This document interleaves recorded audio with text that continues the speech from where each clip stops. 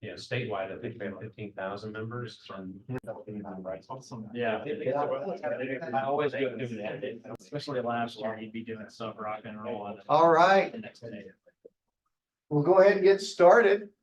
Thank you all for coming out on what started out as a rainy afternoon. Now I see the sun's trying to peek out, so maybe it's because of you, Scott, that it came out there to do that. Thank you all again for coming to the second 901 AI meetup.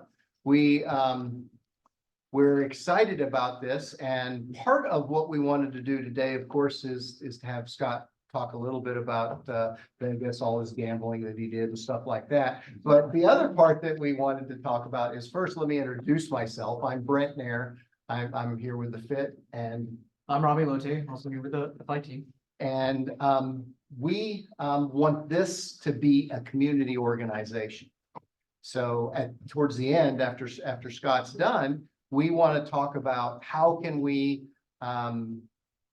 enable you all to get more involved in it. Talk about, so we'll have some things about how often do we want to meet? Do we want to meet monthly? Do we want to meet every other month, twice monthly? What are some speakers? Who would you like us to bring in? Who would you like us to talk about? The goal, of course, is to keep it open to the public and make sure that everyone gets an opportunity to be here, because it's really about us learning from each other. And that's one of the reasons why we asked Scott to come and talk to us. So any questions before we begin? And afterwards, if you haven't, if I haven't given you a parking pass for the garage across the street, please come see me and we'll get it, and make sure that we put the sign-in sheet out front, and so you can sign in and we can keep you on the mailing list. Ronnie? Yeah, our goal is to help launch this group, as we want to make the FIT a center for technology innovation for Memphis and the greater Memphis area, the Mid-South region. And so groups like this, whether it's collaborating with the Memphis Technology Foundation or Blockchain 901, when blockchain first came out, became a very hot button item that was talked about.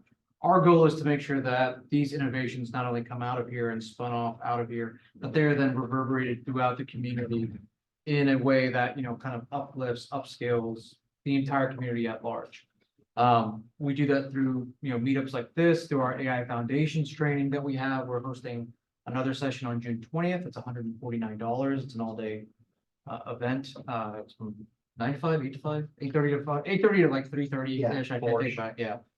I like how I went from 8 to 5 and now it's like 2, it's 8:30. We'll go 8:30 to 3:30. How about that? That'll be fun. But just doing things like that because of how rapidly AI is changing and how rapidly the subject matter changes on a, our instructor for that course gave a really funny talk one time. He said, he gave a talk on AI foundations, and he said, by the time I talk about what tools are out there, it will already be obsolete because something else will already have come out that day. So that all being said, our goal, like Brent was saying today, was just to kind of get community feedback as to this group. So that all being said, I'll let you introduce Scott. Thanks. So I've known Scott for several years.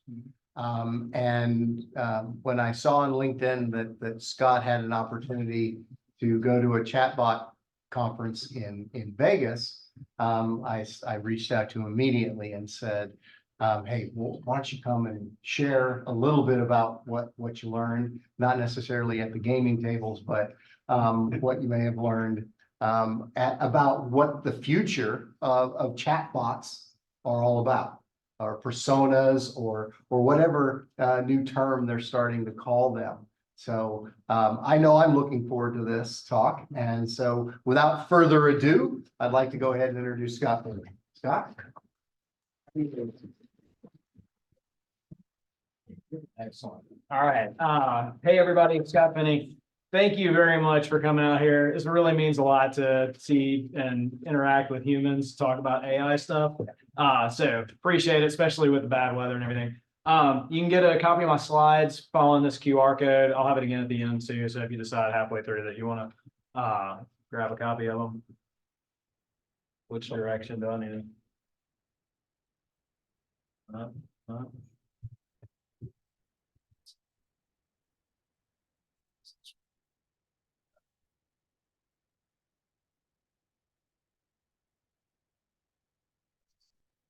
you may have to. It was working a second ago. I can do it, man. Oh, there we go. Yeah, there you go. I think it's. All right, awesome. Okay, so, Brent, thank you for inviting me, Rami. I've been using Chat GPT since December of 2022. It came out in November of 2022. Since then, it's changed everything, the way I work, personal use, everything. I just recently attended this Vegas bot summit here. And so I kind of like want to use this time to help us as Memphis, like spread the gospel, get the word out, and help more people embrace this topic and be aware. And so I'm just going to throw a bunch of stuff at you quickly and not dive into these slides so much. And hopefully we'll have a little time for Q&A or we can have a whole future session to explore a certain area of this that you're interested in. All right, this is a big deal. And here's how big of a deal it is. So there's only been 8 general purpose technologies over the history. And that started back with fire, then the wheel, the steam combustion engine, electricity, telecommunications, personal computers, internet, and then now we have AI and robotics. This is the first time ever where the tool, the machine, adapts to the user, which is just like mind-blowing the more you think of that. That in the past, like you as a user with any kind of technology, any kind of machine, like you had to learn how to utilize it. And this is the first time that it will adapt to you. We are now in this, we are and will remain perpetual newbies. So Kevin Kelly used this line in Inevitable, and it's just something that we now have to find comfort in the discomfort. There's no more like, I'm an expert on anything because the stuff is just moving like too rapidly. So our biggest friction point right now that we face is FUD. And that's fear, uncertainty, and doubt.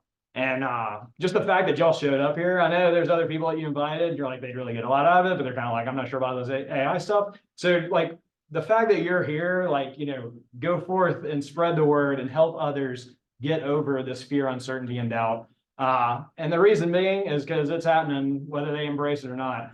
47% of business leaders are considering using AI over a new hire. 75% of people are utilizing AI at work, and 46% of them have just started in the last 6 months. So if you've been using it for 3 to 6 months, wait till you've been utilizing it for a year. And it's the stuff you were doing a year ago is just going to be just ancient and foreign to you. And then 66% of leaders would not hire someone without AI skills. So that should be reason enough right there. If you know anyone who's looking for work or whatever, they got to figure out a way to showcase or let their potential employer know that they do have some kind of AI skills.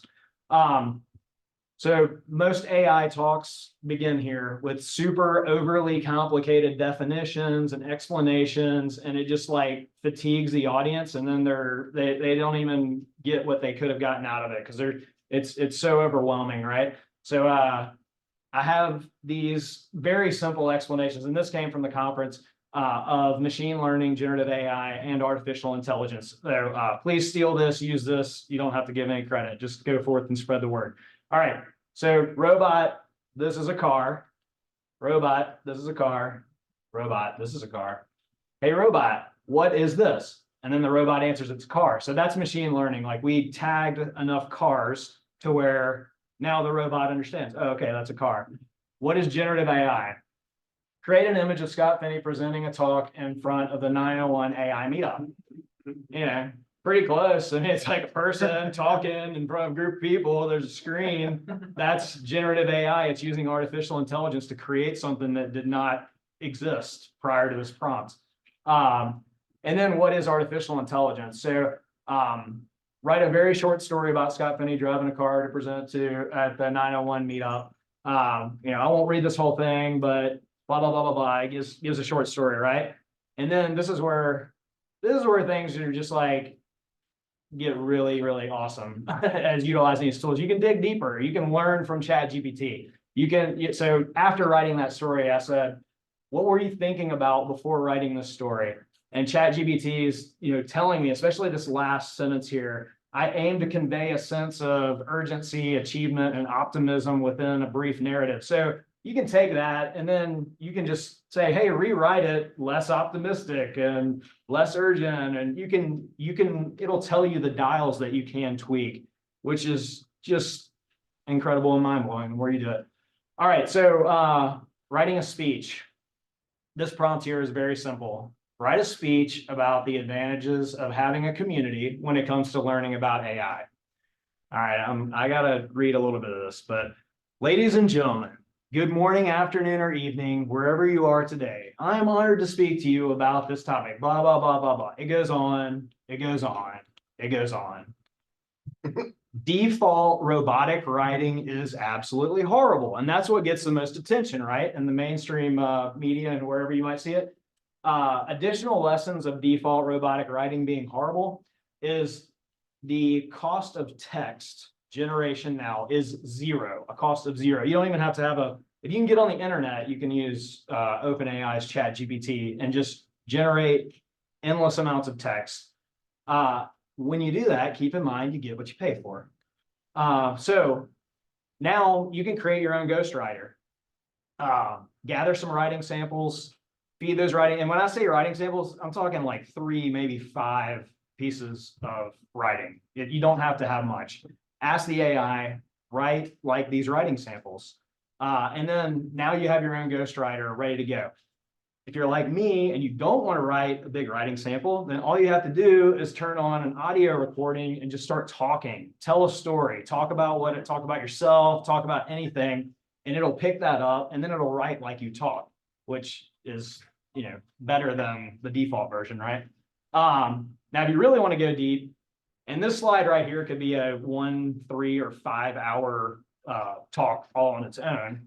But if you really want really good content, then first you define your target audience, then you define the persona of the voice of the expert, then you give the agent a bio, and then you just let that agent write to that audience. So this is a very simple example. I just said make up a fictional leader for the 901 AI. Sorry, guys.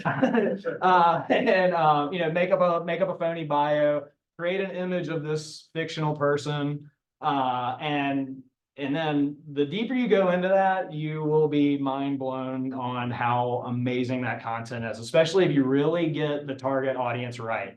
You understand what they're looking for in the content. So where do you start with all this stuff? Start with prompts. It's just really easy. Type into ChatGPT. For this example, I just said, in one sentence, where should Memphis, Tennessee focus on artificial intelligence? And this was the first attempt, by the way. So I was really impressed with how good this was. But Memphis, Tennessee should focus on integrating artificial intelligence into logistics and transportation industries to enhance efficiency and strengthen its position as a major distribution hub. Yes, we should. Agreed. Like, yeah, let's do that. Again, if you're intimidated by typing, then just use the app. You can talk to ChatGPT, and they just did a major upgrade on that last week. So one thing to keep in mind with like the typing and all that, you don't have to worry about grammar. You don't have to worry about any of that. You can just do the text, like the turn on your microphone, the dictation stuff, and just ramble, and it'll figure it out.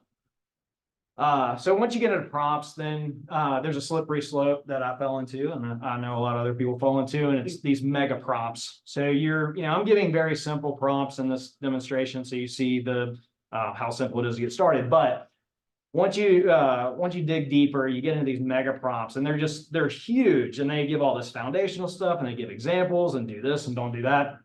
I'm here to tell you today, you don't need to do that anymore. You get better results when it's more conversational. And here's why. Token constraints, which again, as of last week, token constraints are less of an issue than they were a week ago. And they'll continue to be less of an issue. But you have a total amount of tokens. If you load in a huge prompt, that leaves very limited amount of tokens for the response. So if you start off conversational and kind of guide it in the right direction, then more tokens go into the response and increasing the quality of the output, what you're getting. And after you do prompts for a while, that leads you into AI agents. And AI agents are incredible and amazing. So they have more reasoning, they have more abilities, and most of all, you can load in knowledge files. So you can give them information to work off of. You can give them PDFs, you can give them text, you can give them audio, what images, everything. And the benefit of that is that when you're requesting information out of the large language model, you don't know the accuracy. That's where you can get hallucinations and inaccurate data. But if you're giving it knowledge files and you instruct the agent, I want you to look for the answers within these files before you go search the internet or before you look anywhere else. It's a real game changer. And then with these agents as well, they have a lot more ability. They can perform tasks for you. They can make things. They can have steps and have workflows and processes. Something to remember: garbage in, garbage out is still true. If you're just putting a bunch of junk in there, then don't be surprised when you get junk out. The better stuff you're feeding in, the better stuff you get out. We still need humans in the loop. So last year I spent a lot of time developing workflows and trying to eliminate the touch points of humans in the processes that I was building. And the more I talked to other people and the more I learned about what other people were working on, it's just like, we're not there yet. We're getting there, but we're not there yet. So don't be frustrated with having small sections of AI doing things and having humans oversee it and humans interacting there. And the more guardrails you put in this, the less the creativity. Hallucinations are not bad. They can unlock things that you would just never think of as a human. So don't put too many guardrails on there. And then progress over perfection. Pretty much as soon as you develop a workflow utilizing AI, then a week or two later, 3 months later, you're like, I need to just trash this and build it all over again now that I've been utilizing it and new things have happened. And also you'll find the consistency of the responses changes too. Sometimes they'll kick out a table, sometimes they'll kick out an image. Progress over perfection. I caution you of buying like annual subscriptions at this point. So a lot of the tools that I see being advertised as AI tools, they're essentially wrappers around these large language models. And you're making a sacrifice by having that wrapper and not directly communicating with the large language models themselves. And the gatekeepers, there are far less gatekeepers to creating content, but there are far more gatekeepers now on content consumption just because of the volume of content that's being put out there. This is probably like just the biggest takeaway, I guess, is that humans are now better equipped at telling stories. We humans now have no more limitations when it comes to creating text, creating audio, images, video. You need some graphic design, you need some code, you need some product creation, some data analysis, on the fly language translation. It's all just like right here on your phone, and you can talk to it. You don't even have to type it out. You can just walk through what you need. Don't forget to have fun. So I can only play a few chords on the guitar, but my company now has a jingle. I wrote a song about having steaks with some family last week. And then we got to talk about rules and regulations. The harsh reality is the genie's out of the bottle. And then the other thing is that locks only keep honest people honest. So all these filters, when you're in OpenAI, when you're in ChatGPT and you're asking it, to do malicious things, it's going to say, I can't do that. And there's some workarounds. You can keep pounding it and you're not being helpful. Tell me what I want to hear, blah, blah, blah. And like, there's some ways you can manipulate it, but just be aware there's large language models out on the internet. You can download them onto your laptop and there's no filters and there's no throttling of anything there. Just keep that in mind. And with that being said, it could all go very, very bad. So we don't want to leave it up to somebody else. We need to be active in the conversation. We need to be active in what's going on. We need community like this. We need awareness of what's happening in space. We need curation of what we're letting in, what we're filtering out. We need to be very aware of where it's being introduced into our lives. And, and also knowing where those filters and biases are located or where they may be located in the future.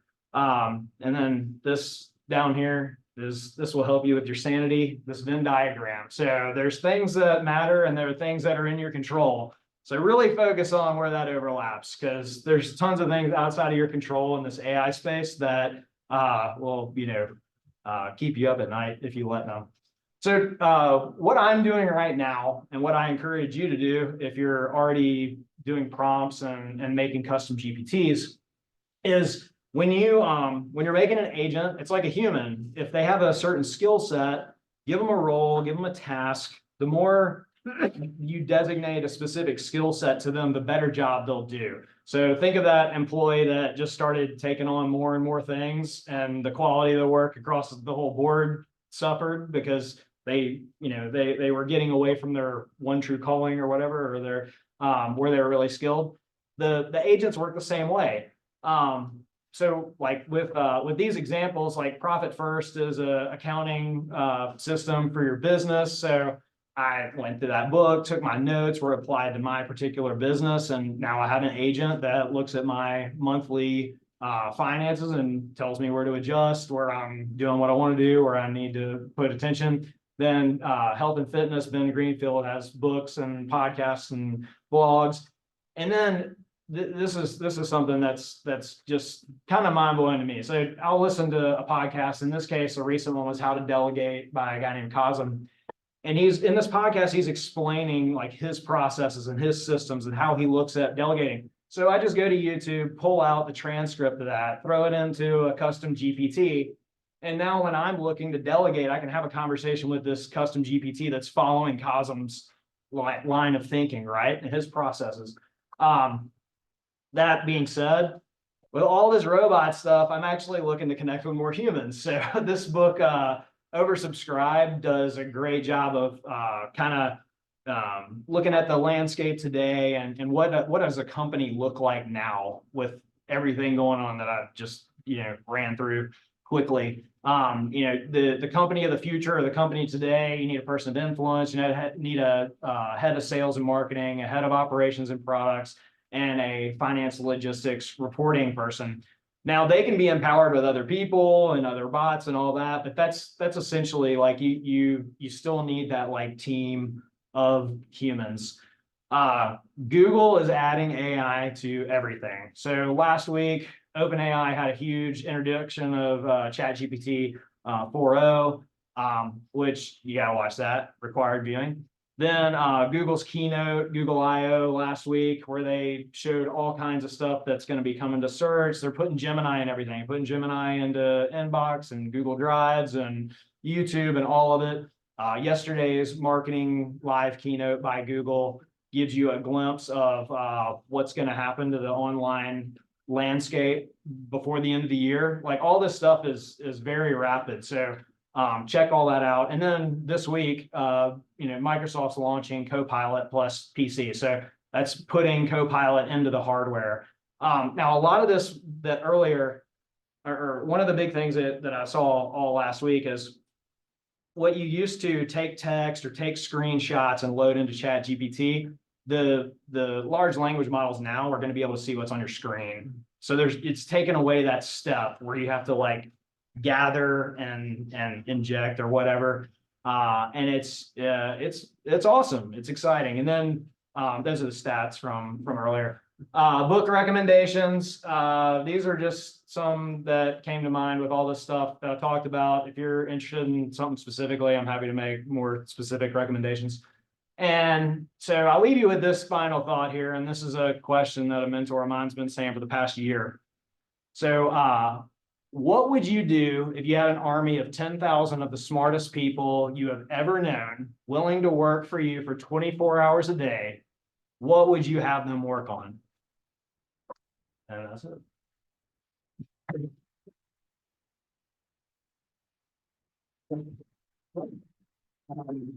So questions? I have one. So did you use different AIs for all of your images? So or with did you those, use just one? outside of my one SNL reference. All right, so I had a reason for this. So during the conference, it seemed like every single speaker at least made a mention of like, I know I'm dating myself by putting this slide in here. So I felt like obligated. I had to put one, like, being a 45-year-old guy that saw David Spade on SNL. Everything else, everything else I generated for this slideshow, every one of these images. And whatever I did was create an image of a human collaborating with a robot. And then the last line was incorporate University of Memphis. So I just like every image prompt, I just on the end said incorporate University of Memphis. And sometimes it got it kind of right and sometimes it didn't. But this is all ChatGPT images. And I kept them really basic, and I didn't spend much time on actually, that's my car, but the all the other ones were all of them were ChatGPT, and I just kind of the theme of the slide. These were pulled. So these stats, by the way, were just released by Microsoft and LinkedIn like a couple weeks ago, I believe. So yeah, all the images were for this talk because y'all are so special. I thought I'd make y'all your own juice images. So on that slide where it says they want people who know how to use AI, is that really just they know how to use a prompt or successfully write a prompt for a different thing? I mean, honestly, I think you could just say like, I know how to use AI, and most of the people hiring, They don't even know. yeah, they're probably going to be like, oh, well, good, you know more than me. I just feel like everyone's gonna say they know how to use AI instead of actually making the cut at some point.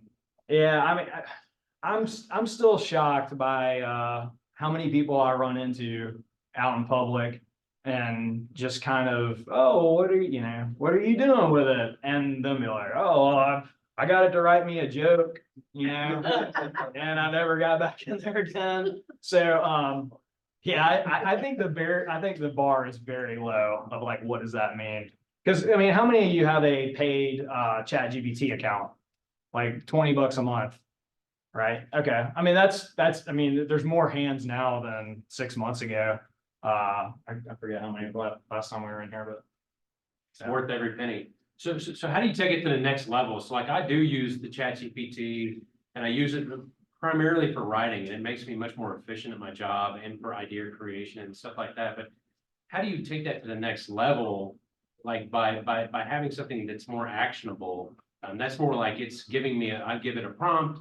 It spits out something, I review it, I edit it, then I send it out to somebody, but how would I use this? What's the next level? Something that I, didn't have enough time. Sorry, I was going fast, but he said 10 to 15 minutes, and I was like trying to stay under 20. Me the problem. But I would stay here all night. We can talk about this all night. So I didn't dump all the tools that I saw at that conference, but I'll just tell you like what people are doing to and the conference I went to is primarily digital marketing. So it's a lot of like content creation and I mean my mind was blown. Like I know about the tools and I know this, but seeing someone kind of like walk you through the process. For example, there was a lady that she was she's doing these reels like all day, but the bottleneck was she had to like once a week sit down for 5 hours and do TikTok and YouTube shorts just like stacked. Well, what she did, I mean, she was getting the scripts written by ChatGPT. Well, you can go on 11 Labs, and if you go on 11 Labs, if you haven't played with 11 Labs, like go check it out. They have all these, it's just text to voice, and you can just paste any kind of text in there and you can select any voice. Well, you can also read like a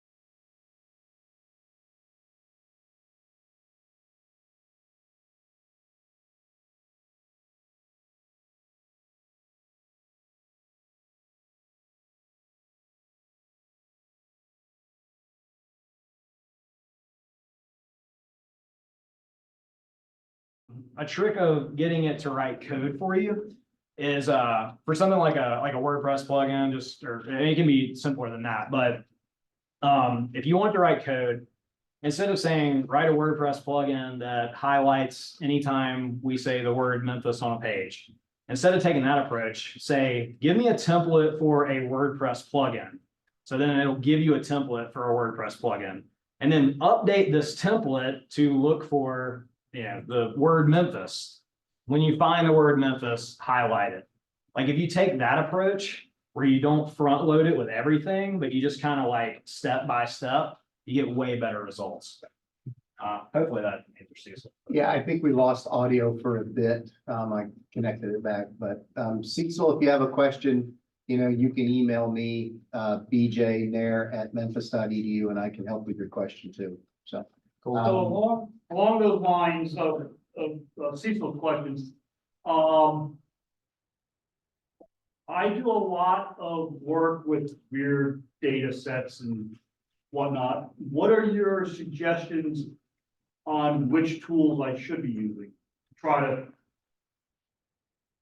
develop any information about the data? Because I generated 9 million records over the last 2 days, and I'm looking for patterns. I mean, one thing is find other people that are doing similar things to you and to try to save some time there. Trying. And but then the other thing is set it up to where you can try not to keep your switching cost in mind. There's some things that just certain large language models work better than others. Claude right now is like way better than ChatGPT when it comes to like originality and stuff like that. And people have just been saying that for the past like 3 weeks. Prior to that, it was all ChatGPT. When in the tests that people were given it. So I guess just like try to set it up where you can swap in and out, and you can head-to-head test models to see how those do against each other. Yeah. Would I generally give it the exact same verbiage of the question and its data set to each model, or Yeah, if you're do I gonna, have to optimize the question to each model? Probably depends on the language model, but I would start with minimizing the variables. Yeah. So just keeping it, as head-to-head A/B test as possible and approach it that way. I mean, I've been, all my data massaging and stuff has been in Google Sheets, so I haven't been working on something with that, to that magnitude. Where I do is, I Yeah. can call up SQL Server. What about there? Does AI model look up Google search engine or any kind of search engine? Yeah. First search there and then come up with answers, or how does internally the AI model work? So with it depends on your settings. Essentially, is like so if you make a custom GPT on inside OpenAI's ChatGPT, then there's a checkbox that you allow it to browse or not. So so if you don't let it browse, then and you don't give it any knowledge files, it's just using the information within the large language model. And I've seen examples of some crazy stuff where people have requested, tables with financial information and it'll kick it out. And then a few weeks later, like it won't. So you can pull some stuff out of the language model that's like, you're shocked it's there. Cause it's like, how big is this thing? And, how much data can it store, right? Like, to, recall like numbers or whatever. But anyway, it depends on the settings of it, and you've also got the way to cut it off of the internet too. Like when you're working on information that, you really want to be private, then just get you a laptop, put a LLM on it, and don't plug it into the internet. So a lot of lessons learned with crypto wallets. You just use those same methods. And more in lines of the same question, it's like whenever I ask some question about current information, it says I don't have anything beyond this year. Mhm. 2024. So how does that play to default setting of the ChatGPT?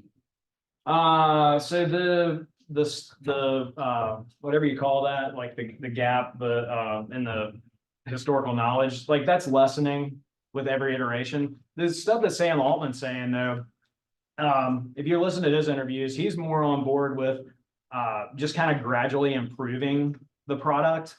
and getting away from like big updates. So with that, like historical information getting into the language models, I think you're just gonna have to like talk to the language model really to find out what's your most recent, information and test it, because, okay, that's actually something I probably should have mentioned with the hallucinations. Something about hallucinations, like the language models are designed to give you an answer. Whether it's accurate or not is not how they're designed. So it could be that the information is completely wrong, but it's going to present it to you like, this is the answer that you requested. Here's your answer. So, even if it's just blatantly wrong, the model's going to try to please you. It's like, I'm a helpful AI agent or whatever is kind of the default mode. So you can be convinced if you believe the language model. So this is where knowing the domain that you're working in comes into play. So like, if you don't know anything about finance, if you're asking about financial trends, and it's gonna give you some BS, you won't know it's true because you don't know financial information. Whereas if the gentleman that's asking about SQL, you can go in there and say, what is the best way to find patterns in my data that looks, give it a snippet of data, and then you come back and tell you that. But you gotta know, in my opinion, you gotta know what you're asking for. If it's just blind, you can get blind stuff back and say, yeah, okay, I heard this, and it's not true. So that's one of the things that you gotta kind of watch out for. And the more you do with this stuff, you kind of, at least with me, like you have this like weird evolution or whatever you want to call it, where you stop thinking of them as robots and you start thinking of them as humans, because you're giving them tasks, you're giving them identities, you're giving them skill sets. And as you're building out projects, for your example, like you need numbers, you need data, but you also need that to be checked. So, you have an intern, right? And you're like, hey, go pull all the numbers for blah, blah, blah. Well, like before you throw that to a client, you probably want a second set of eyes. So you can do an agent that gathers information, make another agent that double checks that information. That second agent could, go to the internet or wherever, or if there's another table, you can give an agent the role of, confirming or letting you know whether there's any doubt. So that's where, when you start loading more and more responsibilities on one agent, the quality of work declines. So keep them more focused and they'll give you better results. So are you writing interface scripts for this, or are you just writing prompts that you feed back into the system? API calls, It is, so it is prompts. programming. Yeah, it depends on the project. So I kept it real basic here, just so it was like more accessible, depending on who was in the, I don't know who all would be in the audience, but API calls and custom GPTs. I've played with AutoGen, and I'm going to start playing with it again because AutoGen had another recent update, and it looks like they and token limits were a big problem last time I was playing with AutoGen. AutoGen is just like it's a way to have a whole bunch of agents like work together as a team and throw projects and responsibilities back and forth between each other. I guess the thing about like when you start using API calls is the cost of this stuff is way lower than you would ever imagine. So like you should try it. Like if you do some kind of image generation with an API call, like run 100 images, and then you're going to find out that it's like 0.08 cents. Oh, okay. I can really like ramp this thing up, and prices are just like declining and declining, especially the older models. So turn on the bots and and see what you can get. Anybody? Yeah. You talked about the APIs. You directly use the OpenAI APIs, or you use something like a wrapper library like LangChain, or some other library? I've used the Colab is the Google tool Colab is where I've personally used the API calls the most, unless I'm throwing my API into like Zapier Or when I'm using the API, like I'm still very much sending the prompt it's my prompt, just in my personal use. Yeah, there are a few tools where like some content writing. So my day job is SEO, organic SEO. So like I've done a lot of content generation over the past year and a half and looking at the quality of that content. And so sometimes like, there's just so much into that one slide about who the audience is and who the writer is and all that, that it's easier to use a tool where someone's gotten the framework at least in place. But then other times it's just like, I want to have more control and be less constrained. I'm trying to think off the top of my head. It's like, yeah, Colab is where I'm direct calling the API.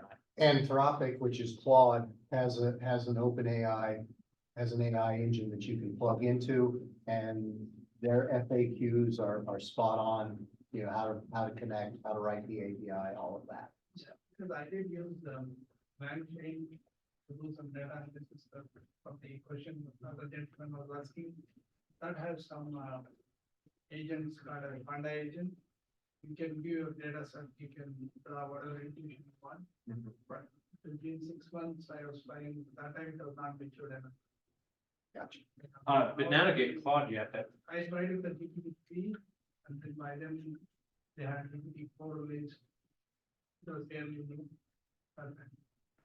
I did recently hear that if you are using API calls, Azure has a more consistent connection than hitting directly to OpenAI. Yeah, I did use the Microsoft as well. Yeah. can you talk about the tokens? Sorry. So tokens are essentially, if you think of like the computer like resources allocated to your session, like you have a certain amount of tokens, and this is something that's more like the developers are more conscious of token limits. These like with the loading a PDF into the custom GPTs, it used to be like you could only do like a 40-page PDF because everything you submit in, it gets processed, and any kind of work it does as an AI is using tokens. And so, but now the token limits, even last week, like Google just ramped them up. OpenAI is ramping them up, and so it's harder to like hit those thresholds that it was really easy to hit. It used to limit the amount of text you could input versus your output. So as the more text you inputted, the less of an output you would receive. And a good tangible example of that is if you're in if you're in any kind of like image generation, get it to create one image at a time. And some people will say like, give me 4 images of this, and they want to pick their favorite one, but you're reducing the quality by getting 4 at once instead of like, give me one, give me another one to consider, give me another one to consider. That's a way to kind of see the quality of the response better by being aware of your token allocation. I don't know, I might have just made up token allocation. Ross. What do you think you would compare this stage of AI to the most? If you look historically, is this going on the Bronze Age, this like the Renaissance, or is this like when people just talked about the cloud, like just solve everything, AI? Was that? Modems versus fiber. I mean, I like the thing my thing went down. Yeah. Which way? That second slide.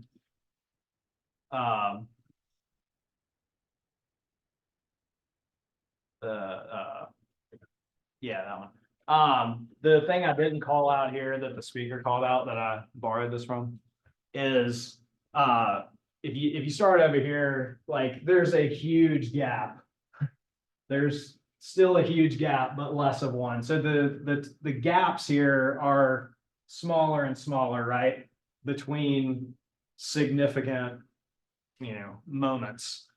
But like now that we're here with this AI and robotics stuff, I mean, it's dude, it's mind blowing. Like especially when I find screenshots of, stuff I've done, a year ago I was my intro slide was like one of the first things like, man, I don't even know, because it's like, I'll look at something that like that one was, write a LinkedIn post wishing my fellow Pi Kappa Phi brothers a happy Founders Day. That might have, like, my first few prompts were, and this is out on Reddit, write a song about riding a bicycle around to the top breweries in Memphis. And it knew Wiseacre and it knew Memphis Made, and I think High Cotton was the third one. Like, just when I think back to when I typed that in, like, dude, it's mind blowing of like where it is now. Cause now, like, I don't even have to type that. I can talk to it. And I mean, just to show you like kind of, or just something that happened last week was, if you open your OpenAI app on your iPhone and you talk to it, like, you can have a conversation with it. It was like a CB radio. It was, one way at a time, right? Like, you talk to it, you stop, you wait, it responds. But last week they upgraded it, and now you can interrupt it. It can interrupt you. We've Scarlett Johansson. Yeah. And I mean, it's just like, it's really just wacky. Like, so like, because Scarlett Johansson, like, she filed whatever she filed against OpenAI. Well, somebody took that text and they went to 11 Labs and they threw it in there and they picked the voice that sounded most like Scarlett Johansson, and they have like this audio of, and it sounds like you're listening to her read. Their point is like, all these voices all kind of sound similar to her, right? And so, so I mean, I really don't know, because I'm just like, the amount of stuff that I've done with it and the list of things that I want to do, I just don't have enough hours in the day, So I don't even know what to compare it to. It's that fact that it's a tool that adapts to the user just is one of those things that, just how much does it adapt? Because with the stuff that was demoed yesterday, last week with OpenAI and with Google, it's just going to be on your operating system. It's going to be on your device. There's a good Google demo where they're like watching a video of playing pickleball, and you kind of see the AI lingering below, and it's just like ready. It already knows like what you've done for the past 5 minutes, right? Basic rules or whatever you're like, it knows where you are. It knows whether you're learning about pickleball or you're like working on your serve, you just have a team of people just ready to do whatever task you give them. And you don't think of them as robots, because, 2 years ago, November of 2022, when I was interacting with robots, everything was an if then, if else statement. Everything was binary, like yes or no. So if you're a programmer, everything boils down to binary 1 or 0. If this, then that. If this, then that. And now you just communicate with a computer the same way like I'm communicating with a room full of people.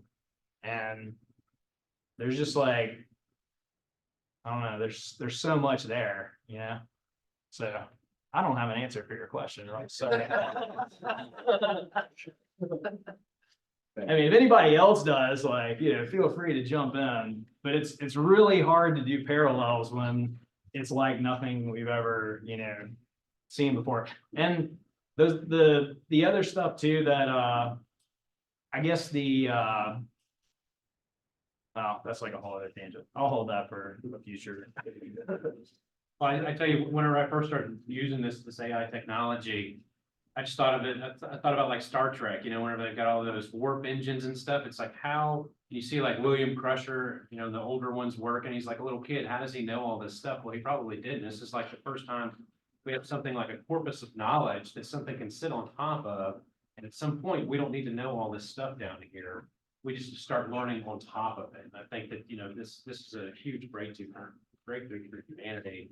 It's going to change a lot of different things. I mean, 'cause I walk across people and I met some guy today who's never even used AI. are you a manager in a company and never used AI? You're losing so much. I don't think AI is gonna replace people's jobs. People that know how to use AI are gonna replace their jobs, right? So I think that I just think we're in a time in history where we're in something very unique and special. So I think we had one last question. Nope, okay. Not a question, it's not a comment, but you can go ahead. I was just gonna comment on, where you were talking about, we're building on top, just kind of using it. Things that we still need to understand how large language models work so that we can perfect them, if you will. So I liken it to being, programming didn't used to be a black box, and then everything became a black box and people learned how to program, but they didn't understand what to do underneath it. It's kind of why you kind of got a little crap code out there now. Because they didn't understand, right? So it's like, if you wanted to add a new feature, because they couldn't understand the basic of it, they have to go and write a whole new section because they didn't understand how the base could be modified to just add, just a few lines of code, and all of a sudden you get a whole new section of your code that can do something different. So I think that's one reason why these meetups are really important, is that we need to learn the large language model. We need to learn the guts of what's going on underneath, so that. I mean, I agree with you. I agree with you 100%. You have to know, but at some point, we're gonna get to a level where you're not gonna have. Right, There's I'm gonna just be like saying, a base. it's great It to is go on so. there, but we're gonna end up at the same thing, same point where systems are so complicated, but nobody understands the base code, except for a few handful of people that still remember the registries and everything else. You couldn't overflow the registries. and Yeah, I think that there's a lot of areas. myself there, but that's the kind of stuff that I think is really important to teach. I agree with you 100%, but at some point, a human can only learn so much, right? So, and we already have a lot of technologies that are out there, but there's only a handful of people that know how to use them or perform them, going into space, those types of things, how satellites work, those types of things. The knowledge is out there, and so I think that you're right, but this is something that's completely new. It's completely different. Right. It's You guys adapting get in to on us. it now, so you understand the basics now, so that as it gets bigger and more complex, you at least understand the basics of, the large language model. How does that work? That type of thing. Yeah, I agree. Scott, thank you very much. Thank you all. If you haven't signed up yet, on the sign-in sheet, please see me. And also for those of you who I haven't given parking passes to for the garage across the street, please come see me. Rami and I are gonna send out, a survey, and we're gonna ask some questions about, what are some topics you'd like to see? How would you like to be involved in a steering committee? Would you like to be involved in a steering committee to help the 901 AI meetup move forward? I'm really grateful for all of you coming out today, especially in the stormy weather that we had. And there definitely is a lot of interest and looking forward to seeing how and where we're gonna go. So thank you all. Scott. Yeah, to follow up on that, for the parking passes, we are it's a one-way garage, you have to go up to go down to the rear. And discard the white ticket you received. If you on the way in, discard that, throw that away. Because if you scan that first, the little validation won't work. Right. So make sure you just Thank you discard for that. Yeah, no worries, yeah. And just to follow up on what Brent said, yeah, we're open for collaboration, we're open for business, for lack of a better term. And if you are part of any other meetup groups, or you're part of any major tech groups here in Memphis, the FIT wants to be the center of tech innovation for Memphis, the greater Mid-South area. So we are open for collaboration. So with that, be on the lookout for our next announcement, for our next meetup, and please get them safely. Thank you. Yeah. Thanks. Thanks, everyone. Thank you very Thanks. much. That was great. Thank you so much.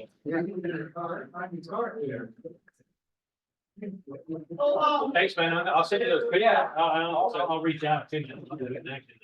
See if we can work something together. Yeah, I'm over in Bell Tower. Yeah. Oh, yeah. Sure, yeah. Thanks, Ken. Thanks, Rami.